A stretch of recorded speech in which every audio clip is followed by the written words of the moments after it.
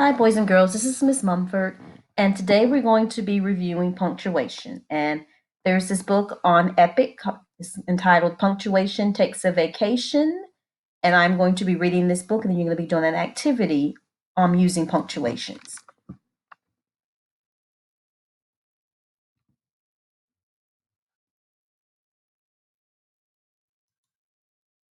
Punctuation Takes a Vacation by Robin Pulver, illustrated by Lynn Rowe Reed.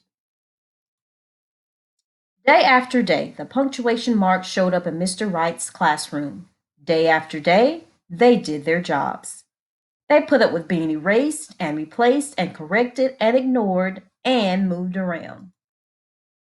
Then, on the hottest, stickiest day the class had ever seen, right in the middle of a lesson about commas, Mr. Wright mopped his forehead and said, "Let's give punctuation a vacation."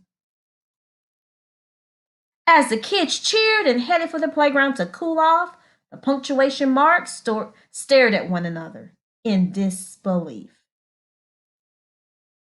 "Is this the thanks we get?" asked a question mark. "Well," huffed an exclamation point. Now, said a comma. "We should take a vacation," said a period. "They'll soon learn how much they need us." "It's 11 o'clock now," said a colon. "Let's leave at 11:02." "Great," said an exclamation point. "Don't leave without us," yelled the apostrophes. Whoosh! Punctuation rushed out the door. Whoosh! They rushed back in to grab the quotation marks, who were too busy talking to pay attention. When Mr. Wright's class returned from the playground, they couldn't wait to find out what happened in chapter 4 of their book, A Scooper Dog Detective. Mr. Wright opened up his mouth to read aloud, but then he stopped and stared. "This is weird. The punctuation is missing. Where could it be? Yikes, maybe punctuation took a vacation. We are in big trouble now." Mr. Wright was right. Nothing made sense without punctuation. "Do you miss us? How much? Why couldn't we take a vacation sooner? Guess who?" A couple of days later, the school secretary delivered a small bundle of postcards to Mr. Wright's class. They were postmarked, "Take a break, Lake." "We flop, we plop, we stop, we stay, put in our lounge chairs. We are happy thinking our complete thoughts. Thoughtfully yours, sentence stoppers." They're all getting postcards. Their punctuation is sending postcards. Dear friends, swimming, sailing, sunning, soaring, water skiing. Next time we must remember bug spray, toothpaste, flashlight, water shoes. Sincerely, list makers. Dear greetings to Mr. Wright's class. This postcard doesn't take the place of a letter. If anybody takes the place of a letter, that's us. It's our job. We know we're possessive, but that's the way we are. Don't forget us while we're gone. Substitutes. So this was written from commas. A big hello from Vacation Paradise, where the water is as clear as well-punctuated sentence. We talk all day, we talk all night. Too busy talking to write anymore, the yakety yaks. Quotation marks. Kids, writing this on schedule at 1:15, yummy lunch at 11:55, going swimming at 3 o'clock sharp, the timekeepers. Yo, wait a what a ride. You should try tubing. Scary, fun. Yikes. Hold on. We want mommy. Emotional us. Exclamation. The kids guessed who wrote the postcards and they wanted to write back, but they couldn't write without punctuation. The best they could do was borrow some from Mr. Rongo's class next door, where punctuation seemed to be running wild. Dear punctuation, please come back. We need you. We miss you too. Life at school is difficult without you. We can't do reading, writing, or riddles without punctuation. Chapter 4 of our book, A Scooper, doesn't make sense. We will never Take punctuation 4. Granted again. Won't you please come back before 10 something on Friday? Mr. Wright says, punctuation, please come home. Sincerely, Mr. Wright's class. Well, that letter's all messed up because it doesn't have the right punctuation. It's missing the punctuations.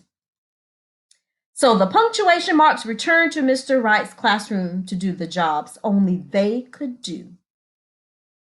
Mr. Rongo's unruly punctuation scrambled back to their own classroom.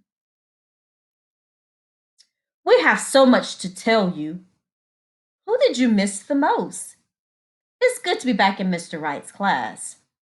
Commas, periods, exclamation points, question marks, colons, apostrophes, quotation marks, take your places. 10 a.m., time to study us. Hooray for punctuation, the end. So let's talk about the punctuation rules. We're going to focus on question marks, the periods, and the exclamation points today. So remember, the question mark comes at the end of a question. If you're asking a question, your sentence needs to start with a capital letter. And those question mark sentences normally start with a who, what, where, when, how. Who did you go with? What did you do? How was the food? Those kind of questions. You're asking a question because you're expecting an answer in return. So you need a question mark. An exclamation point after word sentence, you're expressing strong feelings or emotions. Watch out for that car. I am so happy that I won this prize. You're showing some emotion and you're happy. The period is the stop sign at the end of a sentence or complete thought. We also use it when we're doing abbreviations like Mr. or street. So remember, period ends a sentence. When you want to end a sentence, and remember the sentence has to be a complete sentence. Can't just put a period just to make it and say it's a sentence. It has to be have a subject and a predicate. Who you're talking about, what they're doing, or what they are. Punctuation marks work together to make reading and writing flow smoothly. Mr. Wright said thank you very much when we gave him a t-shirt from Take a Break Lake. Did anybody find my missing flip-flop? Where could it be? That's question marks flip-flop. That's questions mark flip-flop? I didn't know it's in my suitcase.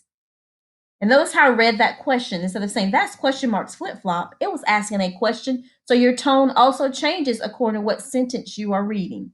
Instead of saying that's question marks flip-flop, I'm going to read that's question marks flip-flop. I collected shells, stones, blisters, pine cones, feathers, and bug bites. It was fun, so I'm tired. And tomorrow we're going to talk about commas. In that sentence, there are commas. Hey, look, great photo of us on Take a Break Lake. I'm showing excitement because I'm so excited about my vacation. Gosh, it's 2:15. Time to return the library book I took on vacation. This photo is of me. I stopped 2 sentences from crashing into each other at the corner of Bay Street and Lake Avenue. The end. There is also a AR test on this book that you can take a test on this book, and I will put that in Google Classroom if you would like to take a test on this book, Punctuation Takes a Vacation. So once you've watched this video and you've listened to the book again, if you need to, you are going to log into Class Kick where your assignment is going to be. And this is what your assignment looks like. You're going to put your name and date, and the directions are add a period, question mark, or exclamation to each sentence. Read each sentence. Remember, the ending determines how you read the sentence. So once you've added your ending punctuation, you're going to read the sentences according to the ending mark. Remember, if it's a period, you're just going to read it. If it's an exclamation mark, you're going to read it with excitement. If it's a question mark, you're going to read it as if you're asking a question, and there's a tone for that. Like, what are you doing today?